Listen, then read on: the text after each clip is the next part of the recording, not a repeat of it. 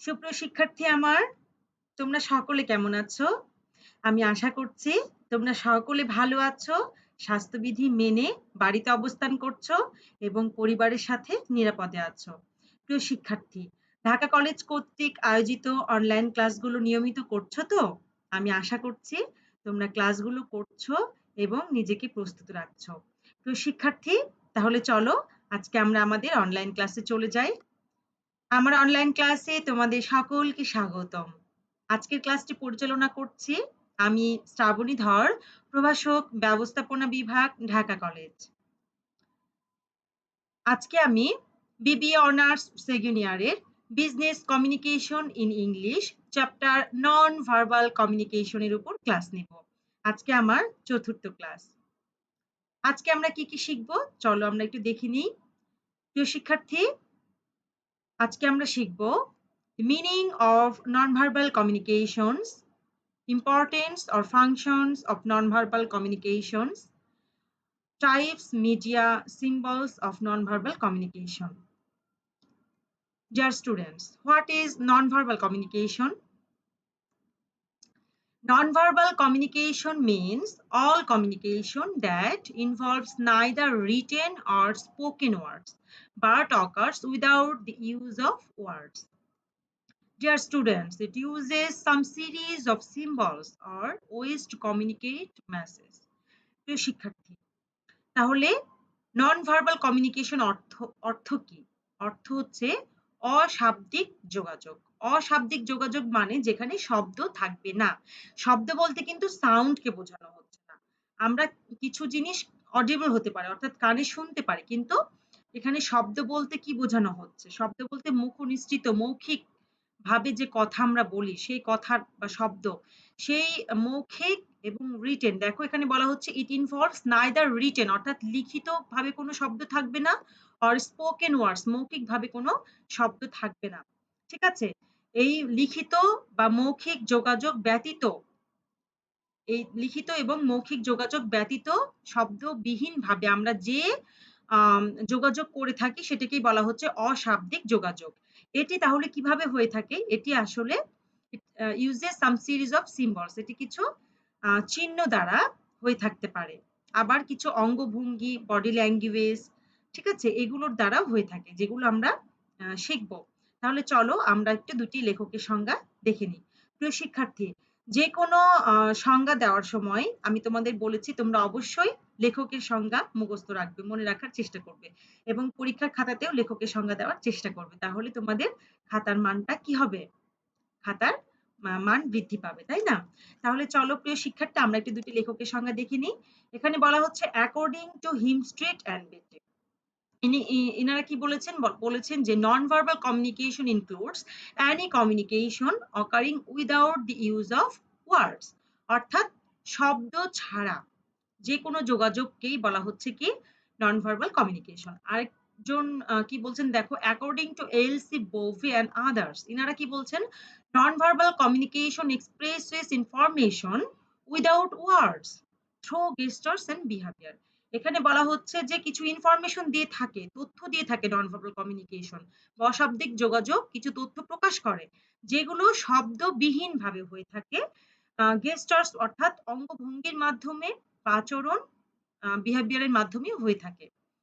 প্রিয় শিক্ষার্থী, তাহলে নন ভার্বাল কমিউনিকেশন কিন্তু এটি হচ্ছে দৃশ্যমান হতে পারে, ভিজিবলস হতে পারে, আবার অডিবলও হতে পারে।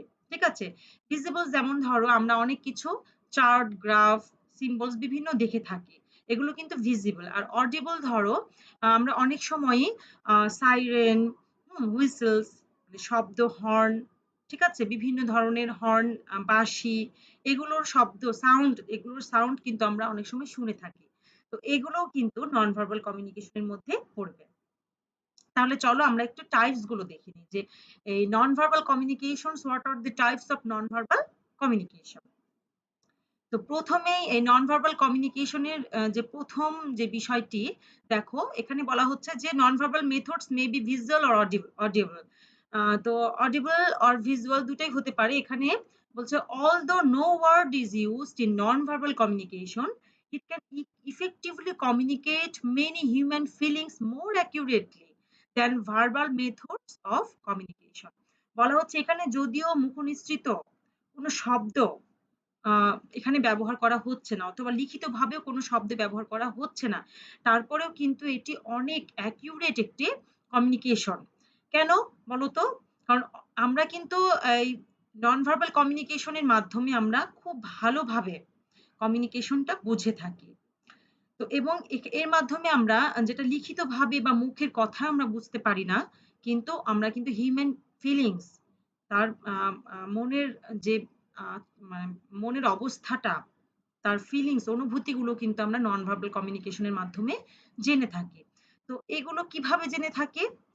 এগুলো জানার আগে আমরা টাইপস অফ নন ভার্বাল গুলো দেখে নিই। তাহলেই বুঝতে পারবো যে এই নন ভার্বাল কমিউনিকেশনটা কতটি ইফেক্টিভলি ভাবে কমিউনিকেট হয়ে থাকে। তাহলে প্রিয় শিক্ষার্থী দেখো এখানে বলা হচ্ছে নন verbal communication uses several symbols which are noted below. কোন সিম্বল গুলো ওখানে ইউজ করা হয়? ফার্স্টে কি বলা হচ্ছে? Facial expressions.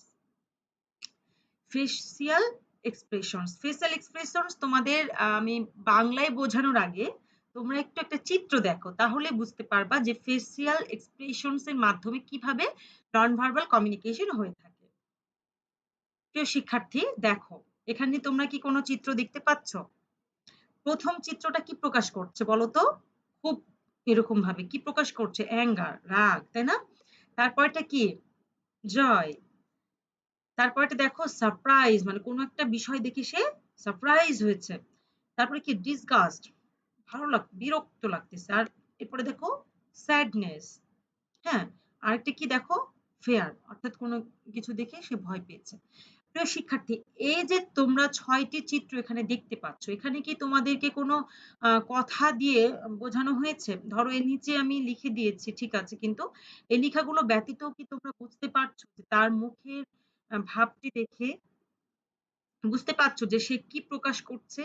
আমরা কিন্তু অনেক সময়ই মানে সবসময় বুঝে থাকি যে কারো যদি মন খারাপ থাকে তার মুখটা দেখেই কিন্তু বুঝতে পারি সে তার মনটা খারাপ, তাই না?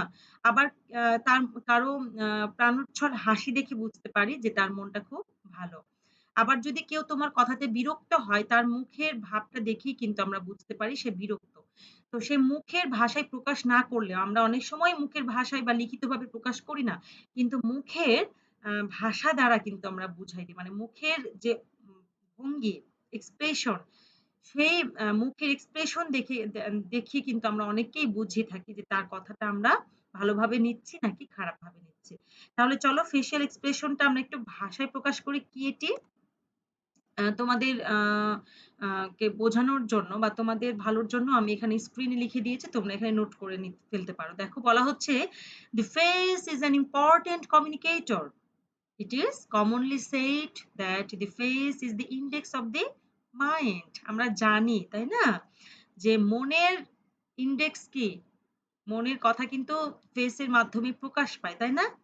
এরপরে দেখো বলা হচ্ছে it expresses the type of emotions or feelings uses as joy, love, interest, sorrow, anger, annoyance, হ্যাঁ? confusion, enthusiasm, fear, surprise, uncertainty etcetera. তো এখানে দেখো প্রিয় শিক্ষার্থী যে আমরা ইমোশন গুলো অনেক সময় ভাষার মাধ্যমে প্রকাশ না করেও কিন্তু মুখের মাধ্যমে মুখের যে ভাব মানে এক্সপ্রেশন সেই এক্সপ্রেশন এর মাধ্যমে কিন্তু আমরা প্রকাশ করে থাকি। তো এক্ষেত্রে বলা হচ্ছে যে সাচ as জয়, লাভ, ইন্টারেস্ট এগুলোর মাধ্যমে কিন্তু আমরা মুখের যে ফিলিংস, ইমোশন এক্সপ্রেশন এর মাধ্যমে আমরা কিন্তু এগুলো দেখিয়ে ফেলতে পারি।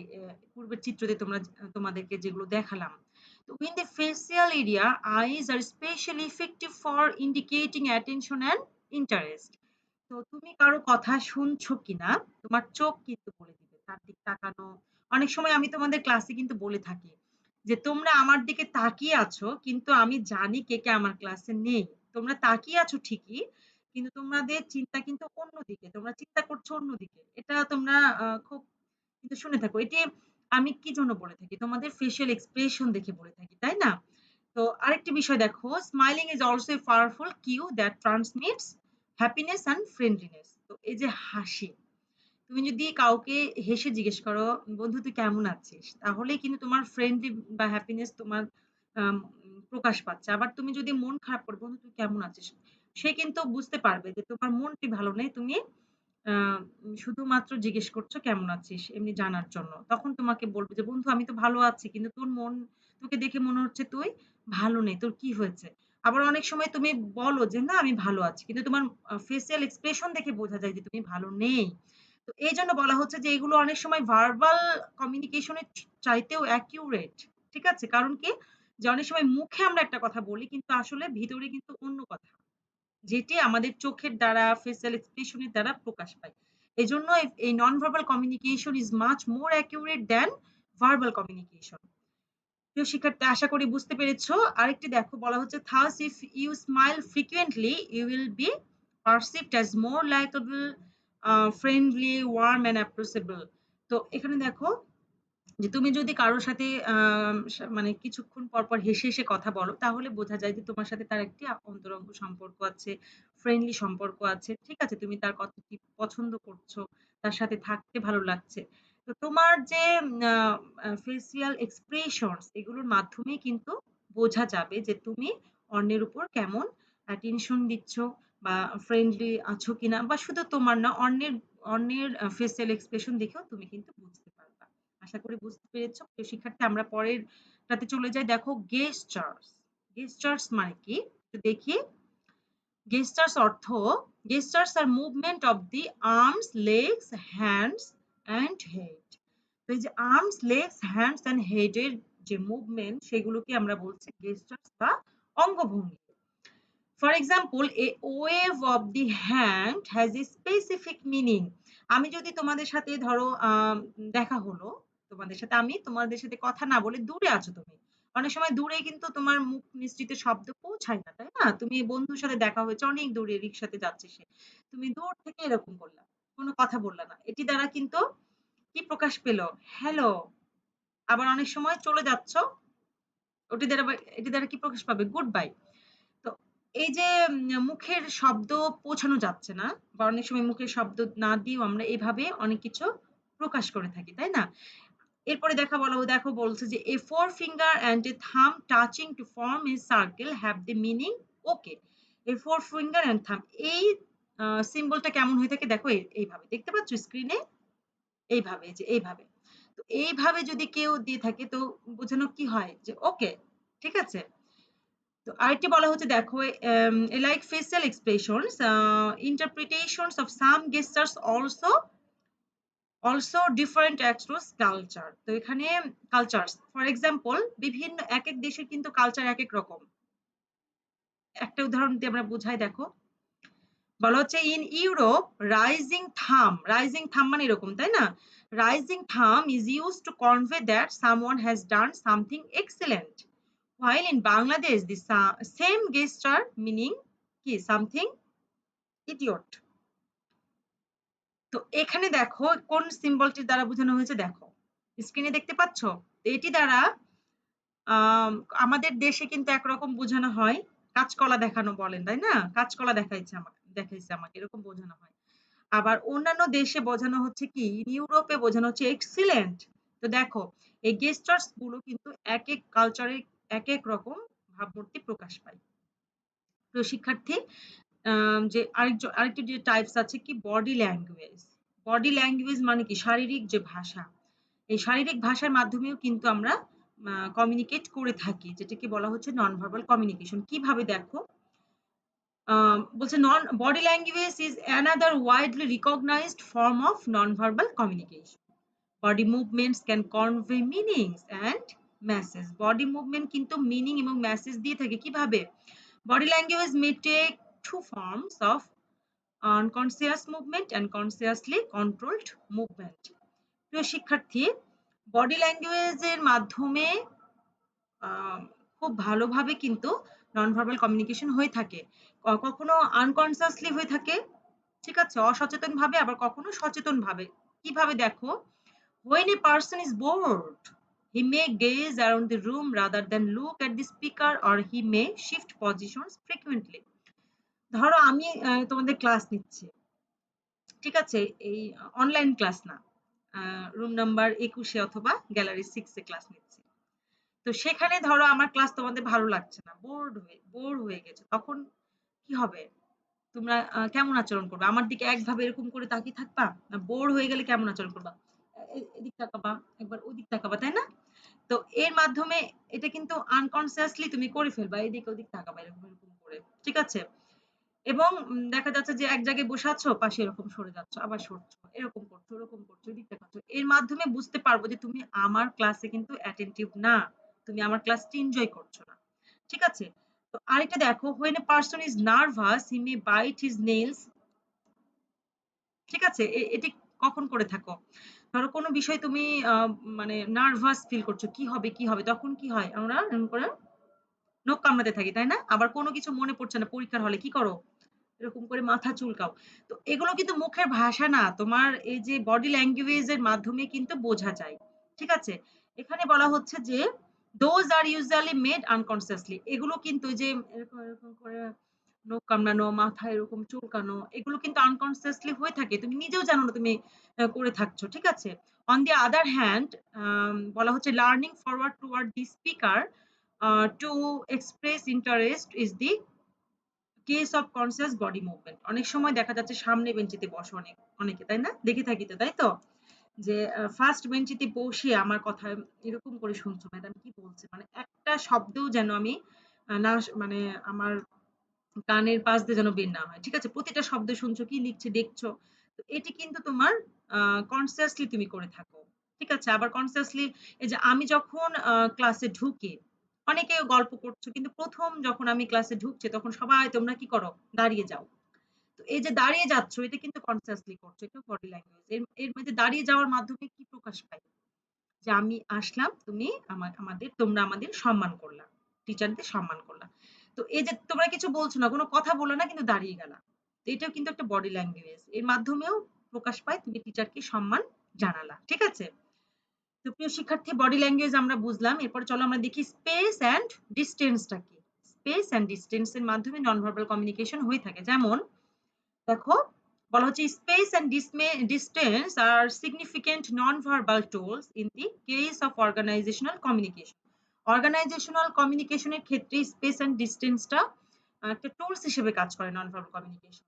এখানে বলা হচ্ছে spacious and well decorated room indicates a person's positions in the organization hierarchy, and external people get a message about his importance and authority only by visiting his room। প্রিয় শিক্ষার্থী, তোমরা কি আমাদের ঢাকা কলেজের প্রিন্সিপাল স্যারের রুমে কখনো গেছো? নিশ্চয়ই গেছো, দেখেছো না? সেখানে রুমের ভিতরে ঢুকলেই বোঝা যায় যে এখানে একজন সম্মানীয় ব্যক্তি থাকে, তাই তো? অর্থাৎ স্পেসিয়াস মানে বড় কোনো রুমে এবং ওয়েল ডেকোরেট রুমে তুমি যদি ঢোকো বুঝতে পারবা যে এখানে যদি অর্গানাইজেশনের ক্ষেত্রে বলছি, তোমরা কিন্তু নিজেরাই বুঝতে পারবা কি যেখানে একজন ইম্পর্টেন্ট মানে হচ্ছে খুব ক্ষমতা সম্পন্ন ব্যক্তি বা গুরুত্বপূর্ণ পদে আছে এমন ব্যক্তি এখানে বসেন, তাই না? আমরা কিন্তু স্পেস এবং ওয়েল ডেকোরেটেড রুম দেখেই বুঝতে পারি। এটা কিন্তু প্রকাশ করে না যে এখানে, কিন্তু আমরা দেখেই বুঝতে পারি যে এখানে নিশ্চয়ই এখানে একজন বড় মাপের ব্যক্তি। ঠিক আছে? আ যার অনেক শক্তি আছে, ক্ষমতা আছে বা যিনি হচ্ছে উচ্চ পদস্থ এমন একজন কর্মকর্তা এখানে বসে থাকে। তার রুমটা দেখেই কিন্তু আমরা আইডিয়া করতে পারি। দেখো এখানে একটা ওয়েল ডেকোরেটেড রুম দিয়ে দিয়েছি। এখানে যে বসেন সে নিশ্চয়ই কোনো নিম্ন মানে শ্রমিক বা সুপারভাইজার এই টাইপের নিম্ন ব্যবস্থাপনার কোনো লোক নিশ্চয়ই এখানে বসে না। আমরা এটি দেখে অন্তত আইডিয়া করতে পারি। এটি হচ্ছে যে প্রকাশ করছে কোনো ভাষা ছাড়া এটিই কিন্তু নন ভার্বাল কমিউনিকেশন, তাই না? RT tools. তো প্রিয় শিক্ষার্থী দেখো ডিসট্যান্স দ্বারা আমরা কিভাবে বুঝে থাকি? বলা হচ্ছে distance is another communication tool which expresses the degree of intimacy and individual acceptance। প্রিয় শিক্ষার্থী, তোমার বন্ধু ক্লাসরুমে যখন বসে থাকে আর সবাই ধরো তোমার পরিচিত না। মানে নতুন তুমি ঢুকেছো বা সবার সাথে তো তোমার ইন্টিমেসি বন্ধুত্ব একরকম হবে না। ক্লাসে সবার সাথে হবে কি? কিন্তু ঢুকেই তুমি দেখা যাচ্ছে যে তোমার বন্ধুটা যেখানে আছে তুমি তার পাশে যেয়ে বসলে। আবার অনেক সময় জায়গা না পেয়ে বসলে ওটা আলাদা কথা। কিন্তু অনেক জায়গা আছে। কিন্তু তুমি কি করলা? একজনের পাশে যেয়ে বসলা এবং আম তাকে কি করলা? যেটাই হোক পাশে যেয়ে বসলা, অন্য কিছু করো না করো সেটা পরে আসবো। তো এই যে পাশে যেয়ে বসলা তুমি তার কাছে, এটি দ্বারাই কিন্তু বোঝা যায় যে তোমাদের দুজনের মধ্যে কোনো বন্ধুত্বপূর্ণ সম্পর্ক আছে। তো শুধু তাই না, দেখো একটা ছবির মাধ্যমে তোমরা বুঝতে পারবা ডিসট্যান্সটা কিভাবে ডিগ্রি অফ ইন্টিমেসি প্রকাশ পায়। দেখো, দেখছো? এখানে এখানে এই যে ৪ জন খেলোয়াড়কে আমরা দেখতে পাচ্ছি। এরা যদি ছড়িয়ে ছিটিয়ে থাকতো, তাহলে একরকম প্রকাশ পেত। আর এই যে সবাই একসাথে এসে আ যে আ এখানে জড়িয়ে ধরেছে, এটা কিন্তু একরকম প্রকাশ পায়। ঠিক আছে? এই যে ডিসট্যান্স আছে তাদের মধ্যে কোনো কতটুকু ডিসট্যান্স আছে? একদমই নাই, তাই না? তো এটার মাধ্যমে কিন্তু ডিগ্রি অফ ইন্টিমেসি টা প্রকাশ পাচ্ছে। প্রিয় শিক্ষার্থী, চলো তাহলে আমরা আরেকটি দেখে নিই, সেটি হচ্ছে টাচ। টাচটা কি? দেখো, touch is a widely used form of non verbal communication, অর্থাৎ স্পর্শ।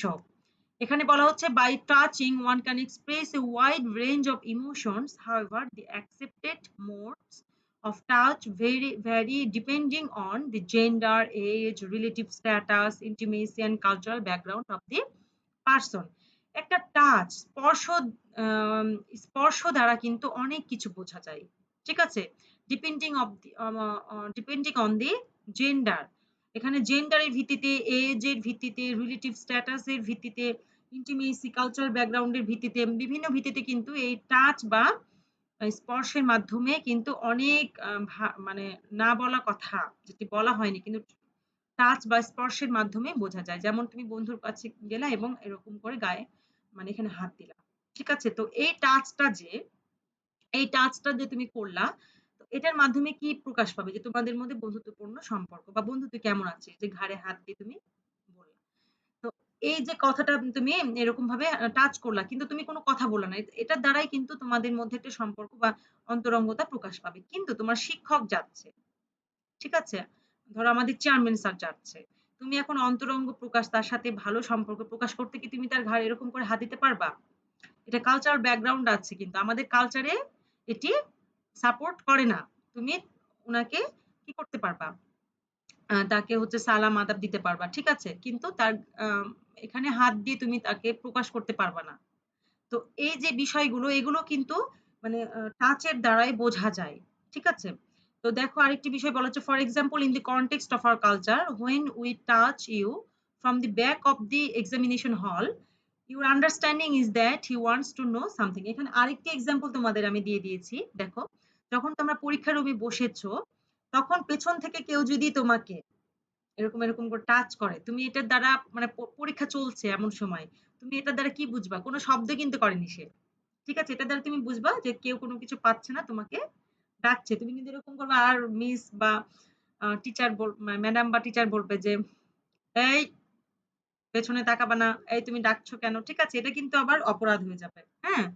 তো এই যে টাচ, এই টাচের ক্ষেত্রেও অনেক কিছু কি হয় এখানে প্রকাশ পায়, যেটাকে বলা হচ্ছে নন ভার্বাল কমিউনিকেশন। আরেকটি বিষয় দেখো, সাইলেন্স।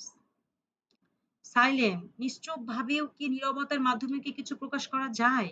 এটা কিন্তু একেক পরিস্থিতিতে একেক রকম জিনিস প্রকাশ পায় সাইলেন্স এর দ্বারা। দেখো, বলা হচ্ছে silence is a powerful tool for communication. It may have a positive or negative meaning. এটি দ্বারা পজিটিভও মিনিং হতে পারে, আবার নেগেটিভ মিনিংও হতে পারে। দেখো এখানে কি বলা হয়েছে? বলা হয়েছে, in a classroom silence indicates that students are listening carefully and attentively. যখন আমি ক্লাস নিব তোমাদের, তখন যদি সবাই সাইলেন্ট থাকো, তখন কিন্তু আমি বুঝতে পারবো তোমরা সবাই অ্যাটেনটিভলি এবং কেয়ারফুলি ক্লাসটা করছো। In the same way, through silence, one can communicate his lack of interest or failure to understand. আবার অনেক সময় দেখা যাচ্ছে যে আমি তোমাদের বলছি যে এই যে তোমাদের পড়াটা বুঝালাম, তোমরা কি বুঝতে পেরেছো? তখন যদি তোমরা সাইলেন্ট থাকো, তখন আমি কি বুঝবো? যে তোমরা বুঝতে পারোনি। ঠিক আছে?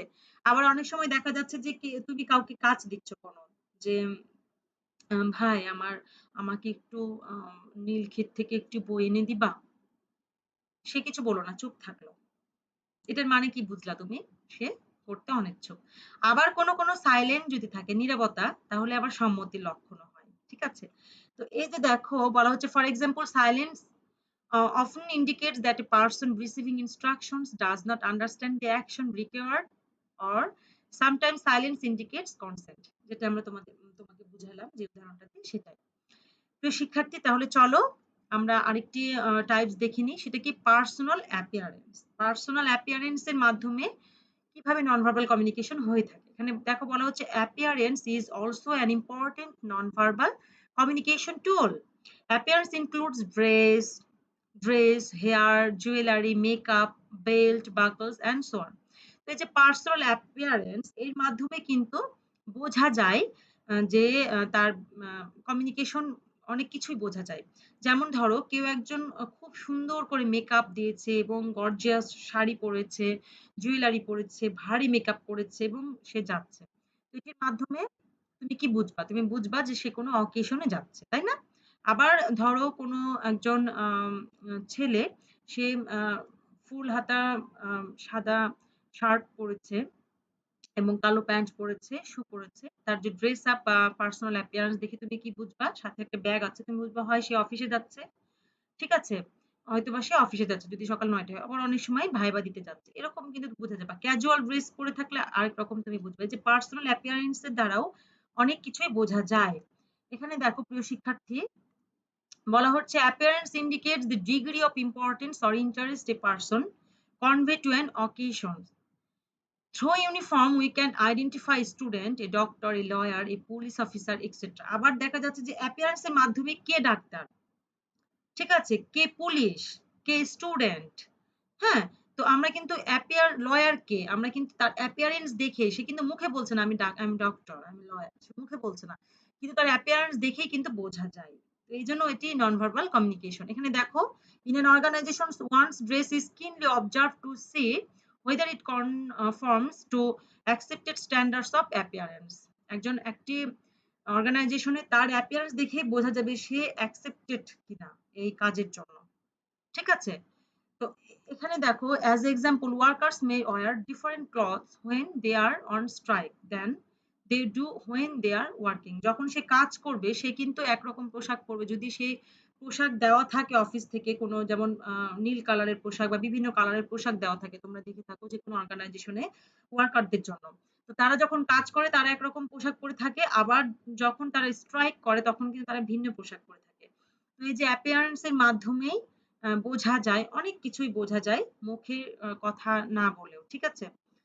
আগে দেখো symbol. A symbol is something that represents an idea, a physical entity or a process but is distinct from it.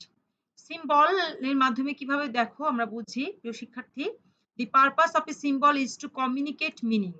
For example, a red octagon may be a symbol for stop. তো এই যে সিম্বলের মাধ্যমে, কিছু চিহ্নের মাধ্যমে কিন্তু অনেক কিছু প্রকাশ পায়, যদিও সেখানে কিছু না লেখা থাকে তারপরেও কিন্তু অনেক কিছু প্রকাশ পায়। যেমন ধরো এখানে স্টপ লেখা আছে, যদিও যদি এরকম স্টপ নাও লেখা থাকে, তো এরকম রেড অক্টাজনের মাধ্যমে কোথাও যদি থাকে তাহলে বুঝতে পারবো যে ওখানে স্টপ বলছে, ঠিক আছে? তো লাল দাগে অনেক সময় কি করি, লালে টিপ দিলে স্টপ হয়ে যায়, অর্থাৎ কোনো কিছু বলা নাই।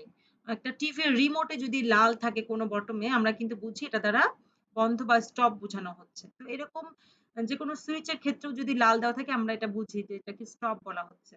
তো এই যে সিম্বলের এরকম অনেক সিম্বলের মাধ্যমেও কিন্তু নন ভার্বাল কমিউনিকেশন হয়ে থাকে। প্রিয় শিক্ষার্থী, এখানে দেখো আরেকটি সিম্বল দেওয়া হয়েছে। এখানে বলা হচ্ছে red rose symbolises love and কি কম্প্যাশন। এখানে দেখো রেড রোজ এর মাধ্যমে কি প্রকাশ পায়? ঘৃণা। তুমি কাউকে যদি রেড রোজ দাও, লাল গোলাপ দাও, এর দ্বারা কিন্তু ভালোবাসা প্রকাশ পায়, ঠিক আছে? তুমি তোমার ছোট বোনকে দিতে পারো, তুমি তোমার মাকে দিতে পারো, বাবাকে দিতে পারো, ঠিক আছে? এটার দ্বারা তোমাকে কি প্রকাশ পাবে? ভালোবাসা প্রকাশ পাবে। তো এটাও একটি কিন্তু ভালোবাসার সিম্বল, তাই না? তো দেখো আরেকটি ৯ নম্বর কি অডিবল অর অডিয়াল অ্যাসপেক্ট। তো অডিবল অর অডিয়াল অ্যাসপেক্ট আমি আগেই বলেছি যে কোনো কিছু আমরা শুনেও নন ভার্বাল কমিউনিকেশন হয়ে থাকে, শব্দবিহীন। এখানে কিন্তু সাউন্ড বলা হচ্ছে না, এখানে ওয়ার্ড বলা হচ্ছে। হ্যাঁ, এখানে বলা হচ্ছে দেখো, audible refers to sound which can be heard clearly. In communication, various sound convey various messages. অনেক সাউন্ড আমরা শুনে থাকি যে এক একটা সাউন্ড কিন্তু এক একটা মেসেজ দিয়ে থাকে। Familiar audible aspects of communications are, যেমন ধরো তোমাদের জন্য এখানে দেওয়া হয়েছে, দেখো first A siren. It is device that produces long and loud sound as a signal or warning. তো এই যে সাইরেন সাইরেন যে দেওয়া হয় এটার দ্বারা কিন্তু ওয়ার্নিং বোঝানো হয়, তাই না, সাউন্ডের মাধ্যমে। দেখো যে এই যে রোজার সময়, ঠিক আছে, যে সাইরেন, ভোর রাত্রে যে সাইরেন বাজানো হয়, এটা কিন্তু কোনো এই শব্দটার দ্বারা তোমরা কি বুঝে থাকো? যে উঠতে বলছে, ওয়ার্নিং দিয়ে থাকে যে এখন উঠুই, কি করো, ওয়ার্নিং দিয়ে ভোরবেলাতে সেহরি খাওয়ানোর জন্য উঠানো হয়। তো দেখো একটা কলিং বেল, বাইরে থেকে কেউ কথা বলছে না, খোলো খোলো দরজা খোলেন, কেউ বলছে না, কিন্তু কলিং বেল বাজার মাধ্যমে আমরা বুঝতে পারি কিন্তু যে it is used in office and home to call upon desired person, কোনো পারসনকে ডাকা হচ্ছে। অনেক সময় এই কলিং বেল দ্বারাই দেখা যাচ্ছে কোনো ওয়ার্কারকেও ডাকা হয়ে থাকে, কোনো বস তার ওয়ার্কারকেও ডাকতে পারে কলিং বেল দ্বারাই অফিসে। আরেকটা বলা হচ্ছে ringing bell, such bell conveys useful message to the person concerned। হ্যাঁ, তো প্রিয় শিক্ষার্থী, একটি কলেজে বা স্কুলে এই রিংগিং বেলের কিন্তু অনেক তাৎপর্য আছে। আমার স্কুলের ক্ষেত্রে এটি অনেক আবেগও জড়িত, তাই না? যে যে যখন একটা ঘন্টা পড়ে তখন ঘন্টার মাধ্যমে মনে হয় যে ক্লাস শেষ। কেউ কিন্তু বলে না এই ক্লাস শেষ, সময় শেষ, ঠিক আছে, ঘন্টার মাধ্যমে বুঝতে পারি। আবার একসাথে যখন টং টং টং টং টং টং শব্দ, এটি কি আমাদের ভিতরে ফিলিংস কাজ করে না যে কি এই ছুটি। দেখা যাচ্ছে যে কেউ যদি দুষ্টুমি করে ঢং ঢং শব্দ, একটা সিনেমাতে দেখেছিলাম না, দুষ্টুমি করে ঢং ঢং শব্দ বাজে দিচ্ছে, সবাই চলে গেছে। তো এটা কিন্তু কি একটা কনসার্ন, এটা এখানে বলা হচ্ছে such bell convey full message to the person concern. তো এই যে রিংগিং বেল ঘন্টার মাধ্যমে কিন্তু ভাষা প্রকাশ পায়, যেটি মুখে কথা না বললেও, ঠিক আছে। আর একটু দেখো ক্লক অ্যালার্ম। অনেক সময় দেখা যাচ্ছে যে তোমরা ঘুম থেকে, পরীক্ষা আছে 10টার সময়, ঘুম থেকে উঠতে পারো না সকালে, তখন কি করো, অ্যালার্ম দিয়ে রাখো। বা সকালে কোথাও যেতে চাও, কারোর সাথে দেখা করতে যেতে চাও, সেক্ষেত্রেও উঠতে না পারো যদি, তাই জন্য অ্যালার্ম দিয়ে রাখো। অনেকে নামাজ পড়ার জন্য অ্যালার্ম দিয়ে রাখো। তো এই যে ক্লক অ্যালার্ম, এটা কিন্তু কোনো ভাষা প্রকাশ পায় না, কিন্তু এই ক্লক অ্যালার্মের মাধ্যমে কিন্তু তুমি বুঝতে পারো, মানে এটি শব্দ দেয় না, কোনো ওয়ার্ড প্রকাশ করে না, কিন্তু এটি কিন্তু অনেকটাই ভাষা প্রকাশ করে ফেলে, তাই না? এই জন্য বলা হচ্ছে this is popular in our daily life, it is use to notify about time and to make us conscious about our duties to be done in time. অর্থাৎ সময়ের কাজ সময় করতে হবে বা সময় হয়ে গেছে সেইটি নির্দেশ করে কিন্তু কি ক্লক অ্যালার্ম, যেটি আমরা আগে থেকে দিয়ে রাখি। তো প্রিয় শিক্ষার্থী, নন ভার্বাল কমিউনিকেশন গুলো আমরা শিখে ফেললাম। তাহলে চলো এখন আমরা একটু importance or functions of non verbal communication খুব সংক্ষিপ্ত ভাবে দেখে থাকি। দেখো এখানে বলা হচ্ছে যে নন ভার্বাল কমিউনিকেশনের প্রয়োজনীয়তা কি আছে, কোনো ইম্পর্টেন্স বা কার্যকর কি কোনো কাজ আছে এটির? অবশ্যই আছে। দেখো ফার্স্টে বলা হচ্ছে well expression of the speakers attitude, অর্থাৎ স্পিকারস যে স্পিকারস এর বিহেভিয়ার অ্যাটিটিউড কিন্তু এই নন ভার্বাল কমিউনিকেশনের মাধ্যমে জানা যায়। হ্যাঁ, এজন্য বলা হচ্ছে various non verbal cues of the speaker like physical movement, facial expression, a way of expression, etc. play an important role in expressing the inner meaning of the message in face-to-face conversation and interview। তো এই যে speakers এর attitude, এটি কিন্তু ভিতরের যে মেসেজটা, ঠিক আছে, এটি এই বডি ল্যাঙ্গুয়েজ এর মাধ্যমে, ফিজিক্যাল মুভমেন্ট এর মাধ্যমে, গেস্টার্স এর মাধ্যমে কিন্তু আমরা খুব সহজেই বুঝতে পারি, তাই না? বলা হচ্ছে for example the facial expression of the speaker indicate the his attitude, determination, depth of knowledge etcetera. তার যে বডি ল্যাঙ্গুয়েজ, ফেসিয়াল এক্সপ্রেশনের মাধ্যমে কিন্তু তার কনফিডেন্স কতটা আছে। ধরো তুমি ভাইভাতে এসেছো, তোমার মুখ দেখে বুঝতে পারবো যে তুমি কতটা কনফিডেন্স ভাইবা ফেস করার জন্য। চাকরির ভাইভাতে ইন্টারভিউতে যাও, সেখানেও তোমার এই অ্যাটিটিউড, তোমার যে ফেসিয়াল এক্সপ্রেশন, এর মাধ্যমেও কিন্তু বোঝা যাবে একটা মানুষ কতটা কনফিডেন্স। আবার সে যদি কোনো বিষয়ে চিন্তিত থাকে, তার মুখ দেখে বোঝা যাবে, কথাতে অনেক সময় বোঝা যায় না, ঠিক আছে। এরপরে বলা হচ্ছে providing information regarding the sender of the written message. এখানে কি বলা হচ্ছে যে providing information regarding the sender of the written message. Written এখানে বলা হচ্ছে যে দি ফরম্যাট, অনেক সময় রিটেন মেসেজেও কিছু নন ভার্বাল কমিউনিকেশন হয়ে থাকে, যেটির মাধ্যমে মানে লেখা দ্বারা না, আমরা অনেক সময় তোমাদেরকে বলি কি খাতাতে খুব সুন্দর করে উপস্থাপন করতে হবে, বলি না? তো এই যে খাতার উপস্থাপন তোমরা এভাবে করবা, অনেক বলে থাকি, তাই না? নিট অ্যান্ড ক্লিন হতে হবে, হাতের লেখাটা ভালো করবা।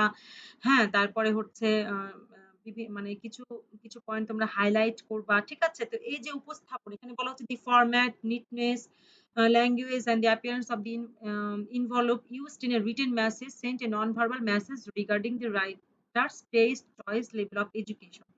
তো এই যে লিখার মাধ্যমে কিছু বিষয় আছে, যেমন হচ্ছে ফরম্যাট, সে কিভাবে লিখেছে, ফরম্যাটটা নিট অ্যান্ড ক্লিন এর মাধ্যমে উপস্থাপনটা কিভাবে করেছে, এগুলোর মাধ্যমে কিন্তু সেই ব্যক্তি কতটা জানে, সেই ব্যক্তির চয়েস কেমন, টেস্ট কেমন, এগুলো প্রকাশ পায়।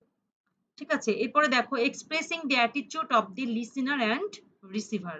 তো অ্যাটিটিউড গুলো কিন্তু আমরা নন ভার্বাল কমিউনিকেশনের মাধ্যমে জেনে থাকি, যেটা মুখের কথা বা রিটেন কথার মাধ্যমে জানতে পারি না। যেমন ধরো এখানে বলা হচ্ছে কি, sometimes the appearance of the listeners and receivers convey their attitudes, feelings and thoughts regarding the message they have read or heard. তো এই যে অ্যাটিটিউডের মাধ্যমে, এক্সপ্রেসিং দ্য অ্যাটিটিউড, কোন একটা বিষয় তোমরা জানলা, তোমাদের যদি বলি এই ধরো আজকে তোমাদের বললাম যে তোমাদের কিন্তু সামনে সপ্তাহে থেকে তোমাদের পরীক্ষা শুরু হবে অনলাইনে, তখন যে তোমার একটা অ্যাটিটিউড, এই যে অ্যাটিটিউড, কেউ এরকম মানে সারপ্রাইজ হয়ে যাবা শুনে, তাই না? তো এই অ্যাটিটিউড গুলো কিন্তু নন ভার্বাল কমিউনিকেশনের মাধ্যমে আমরা দেখে থাকি, তার এক্সপ্রেশন। অনেক সময় মুখে বলছো না কিন্তু বিরক্ত হচ্ছ, কিন্তু মুখে বলছো না, এর মাধ্যমে কিন্তু বোঝা যায়। এজন্য বলা হচ্ছে যে লিসেনার এবং রিসিভারের অ্যাটিটিউড গুলো বোঝা যায় নন ভার্বাল কমিউনিকেশনের মাধ্যমে। এরপরে দেখো gaining knowledge about a class of people. Class of পিপলের কেমন সম্পর্কে আমরা নলেজ অর্থাৎ জ্ঞান অর্জন করতে পারি কিন্তু এই নন ভার্বাল কমিউনিকেশনের মাধ্যমে। যেমন ধরো ক্লথিং, তার ক্লথিং, হেয়ার স্টাইল, তার neatness, jewellery, cosmetics and status of people convey impressions regarding their occupation, age, nationality, social or economic level, job status, etc. যেমন ফর এক্সাম্পল স্টুডেন্টস, অর্থাৎ স্টুডেন্টস এর যে ঢাকা কলেজের ইন্টার স্টুডেন্ট গুলো যখন ঢোকে, তখন আমরা বুঝতে পারি যেগুলো ইন্টার স্টুডেন্ট, তাই না? তাদের কি ড্রেসের মাধ্যমে, হেয়ার স্টাইলের মাধ্যমে, তাই তো? আবার পুলিশম্যান, পুলিশদের যে ড্রেস, তার মাধ্যমে আমরা বুঝতে পারি।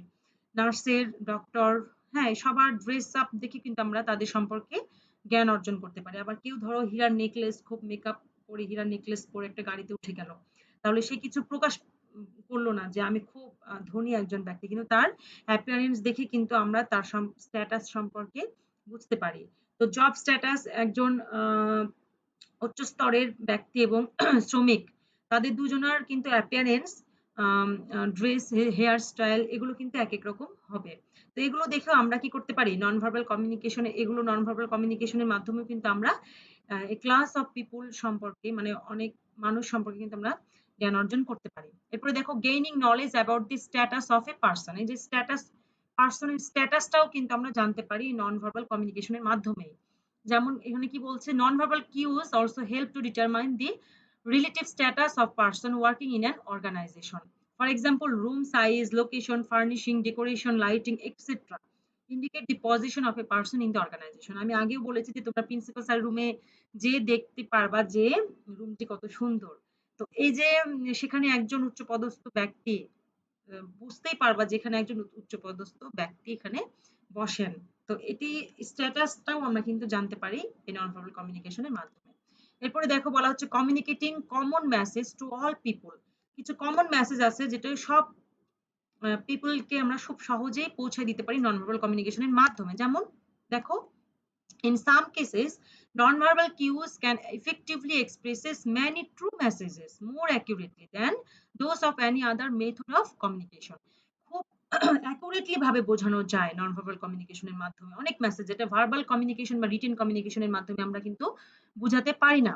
যেমন for example the use of red, yellow and green lights and the use of various signs in controlling vehicles on the road. এই যে রেড, যে সিগন্যাল, যেগুলো রেড মানে কি আমরা থামবো, ইয়েলো মানে আস্তে আস্তে চলবো, তাই না? গ্রিন মানে আমরা যেমন ভাবে চলি তেমন ভাবে চলবো। এগুলো যে এগুলো কার বা গাড়ির ক্ষেত্রে প্রযোজ্য। তো এগুলো কিন্তু আমরা বুঝতে পারি, যেটি ভাষায় না করলে আমরা খুব অ্যাকুরেটলি বুঝতে পারি। আবার দেখা যাচ্ছে পেছন থেকে যদি কোনো ভেহিকলস, যানবাহন শব্দ করে, হর্ন বাজায়, বুঝতে পারবো যে আমাকে আমাকে সাইড দিতে বলছে, তাই না? এগুলো কিন্তু মুখের কথায় প্রকাশ করা সম্ভব না, এবং মুখের কথাতেও কিন্তু ওভাবে প্রকাশিত হবে না। যতটা এই নন ভার্বাল কমিউনিকেশনের মাধ্যমে হয়ে যাবে। এজন্য এটা খুব ইম্পোর্টেন্ট এবং অ্যাকুরেট একটি মেথড। এরপরে দেখো যে communicating with the handicapped people. Handicapped people এর কিন্তু শুনতে পারে না তারা। হ্যাঁ? তো যেহেতু তারা আ অনেকে শুনতে পারে না, অন্ধ, অনেকে দেখতে পারে না। তাদেরকে তো আমরা আম ন এই ভার্বাল কমিউনিকেশন এর মাধ্যমে তাদের সাথে যোগাযোগ করতে পারি না। তো এজন্য তাদের মাধ্যমে কিন্তু অনেক সময় অঙ্গভঙ্গির মাধ্যমে তোমরা দেখে থাকবা যারা শুনতে পারে না কানে, আ বিটিভির খবর তোমরা দেখে থাকো, তাই না? নিচে বডি ল্যাঙ্গুয়েজ এর মাধ্যমে কিন্তু তাদেরকে বোঝানো হয়ে থাকে। তো এজন্য বলা হচ্ছে কি যে non verbal use of communication greatly help in communicating with the handicapped people. For example, the language of communication with the deaf depends on the movement of the hand, finger, eyeballs, ঠিক আছে? তো এই যে যেটা বললাম যে এরকম অঙ্গভঙ্গির মাধ্যমে বডি ল্যাঙ্গুয়েজ এর মাধ্যমে কিন্তু এই হ্যান্ডিক্যাপড পিপল দেরকে বোঝানো হয়ে থাকে। যেটি ভার্বাল কমিউনিকেশন এর মাধ্যমে বোঝানো সম্ভব নয়। আরেকটা দেখো conveying message to the illiterate people. তো অনেক অশিক্ষিত ব্যক্তি আছে যারা রিটেন কমিউনিকেশন যারা বুঝতে পারে না। ঠিক আছে? আবার মানে অনেক ক্ষেত্রে যেখানে কথা বলাও সম্ভব না। যেমন ধরো এখানে কি বলছে? Communication with illiterate people through written media is impossible. There may also be some situations that do not allow the use of oral media to communicate with them. কিছু, কিছু সিচুয়েশন আছে যেখানে আমরা ওরাল কমিউনিকেশন এর মাধ্যমে তাদের সাথে যোগাযোগ করতে পারি না। আবার তারা রিটেন কমিউনিকেশন ও বোঝে না। সে সকল ক্ষেত্রে নন ভার্বাল কমিউনিকেশনটাই কিন্তু একমাত্র উপায়। যেমন ধরো in such situation non verbal method like picture, কোন ছবি দ্বারা তাদেরকে বোঝানো যেতে পারে, কালার দ্বারা, graph, sign and symbols are used as the media of communication। সেই সকল ক্ষেত্রে কিন্তু এগুলো ইউজ করা যেতে পারে। ঠিক আছে? ফর এক্সাম্পল যেমন ধরো to indicate danger we use red sign and to mean dangerous we use a skull placed between two pieces of bone put in a crosswise fashion। তো এখানে দেখুন ধরো এই যে এই চিহ্নটার দ্বারা, এই চিহ্নটার দ্বারা কিন্তু সবাই বুঝতে পারবে যে এটি একটা কোনো রাস্তার পাশে থাকতে পারে যে পাশে যে ডেঞ্জার জোন, এখানে কিন্তু কেউ বলতে আসবে না, কেউ নাই ধরো, সেখানে তো লেখা সে বুঝতে পারছে না, ডেঞ্জার শব্দটা এখানে লেখা আছে যদিও কিন্তু এটা লেখাটা সে বুঝতে পারছে না, কিন্তু এই যে চিহ্নটার দ্বারাই সে বুঝতে পারবে যে এটা ডেঞ্জার জোন, এখানে যাওয়া যাবে না। তো এইভাবে ইলিটারেট পারসন যারা লেখাপড়া জানে না এবং যে কোনো সিচুয়েশনে যেখানে কথা বলাও সম্ভব না, সেগুলোর ক্ষেত্রে কিন্তু নন ভার্বাল কমিউনিকেশন ছাড়া কোনো উপায় নাই। ঠিক আছে? এরপরে দেখো quick expression of message. Non verbal communication কিন্তু কুইক এক্সপ্রেশন দিয়ে থাকে। কিভাবে? দেখো non verbal cues like sign and symbol can also communicate some message very quickly than written on oral media. অনেক মেসেজ আছে যেটা লিখলে অনেক বড় দেখাবে, পড়তে বিরক্ত লাগবে, পড়তে পড়তে বুঝতে পারবো না, কিন্তু সেটা যদি আমরা নন ভার্বাল কমিউনিকেশন এর মাধ্যমে দেখিয়ে থাকি তাহলে এটি খুব সহজেই বোঝা যায়। For example, when driver of a running vehicle are to be communicated that the road ahead is narrow or there is a turn in the road ahead, we generally use sign or symbol rather than using any written or oral message। তো এই যে দেখো এটির দ্বারা কি বোঝা যায়? সামনের রাস্তা কি? ন্যারো, তাই না? তো এগুলোর দ্বারা কিন্তু এর মাধ্যমে এভাবে বোঝানো যায়। এগুলো নন ভার্বাল কমিউনিকেশন এর মাধ্যমে সবচাইতে ভালো বোঝানো যায়। এরপরে দেখো প্রেজেন্টিং ইনফরমেশন প্রিসিয়াসলি। খুব সহজভাবে প্রিসিয়াসলি সংক্ষিপ্তভাবে নন ভার্বাল কমিউনিকেশন এর মাধ্যমে আমরা কোনো ইনফরমেশন প্রেজেন্ট করতে পারি। যেমন ধরো sometimes quantitative information on any issue may require a lengthy written message, but this quantitative information can be presented easily and precisely through table, graph, chart, etc. অনেক সময় দেখা যাচ্ছে যে আহ, যে কোয়ান্টিটেটিভ ইনফরমেশন যেগুলো গ্রাফের মাধ্যমে প্রকাশ না করে যদি আমরা লিখে প্রকাশ করি এগুলো পড়ে বুঝতে অনেক কষ্ট হয়, কিন্তু আমরা গ্রাফ চার্টের মাধ্যমে খুব সহজেই প্রিসিয়াসলি সংক্ষিপ্ত ভাবে কিন্তু ইনফরমেশন গুলো দেখাই দিতে পারি। যেমন ধরো এই যে একটা গ্রাফের মাধ্যমে এখানে দেখানো খুব সহজে কিন্তু আমরা এজ জেন্ডার এখানে এরকম ভাবে চার্টের মাধ্যমে আমরা দেখিয়ে দিতে পারি। এটি কিন্তু নন ভার্বাল কমিউনিকেশনের মাধ্যমে হয়ে থাকে। তো প্রিয় শিক্ষার্থী, আজকে আমরা জানলাম যে what is non verbal communication, types of non verbal communication, importance, functions, importance or functions or merits of non verbal communication. প্রিয় শিক্ষার্থী, তো তোমাদের বাড়ির কাজ থাকলো এগুলো, তার সাথে, সাথে এই যে ৩ টা প্রশ্ন তোমাদের পড়ালাম, এর সাথে, সাথে তোমরা আরেকটি বাড়ির কাজ তৈরি করবা। সেটা হচ্ছে difference between non verbal communication and verbal communication. 2nd চ্যাপ্টারে তোমরা পড়েছো হোয়াট ইস ভার্বাল কমিউনিকেশন। এখানে তোমরা পড়লা what is non verbal communication. এখন তোমরা এই দুটার মাধ্যমে ডিফারেন্সটা এবং এই ৩ টা প্রশ্ন তোমাদের বাড়ির কাজ থাকলো। ৪ টি। ঠিক আছে? তোমরা অবশ্যই খাতাতে নোট করবা। নোট করে পড়ে থাকবা। যখন কলেজ খুলবে আমি দেখব এবং তোমরা ইচ্ছা করলেই ছবি তুলে এই ক্লাসের কমেন্টের নিচে তোমরা দিয়ে দিতে পারো। তাহলে আমি দেখে নিতে পারবো যে আমার সাথে তোমরা কে, কে আছো। প্রিয় শিক্ষার্থী, আজকের মতো এখানেই। তোমরা ভালো থাকো, সুস্থ থাকো, নিরাপদে থাকো। আমার জন্য দোয়া করো। আমরা তোমার জন্য আমিও তোমাদের জন্য দোয়া করছি। প্রিয় শিক্ষার্থী, ধন্যবাদ সকলকে। ভালো থেকো।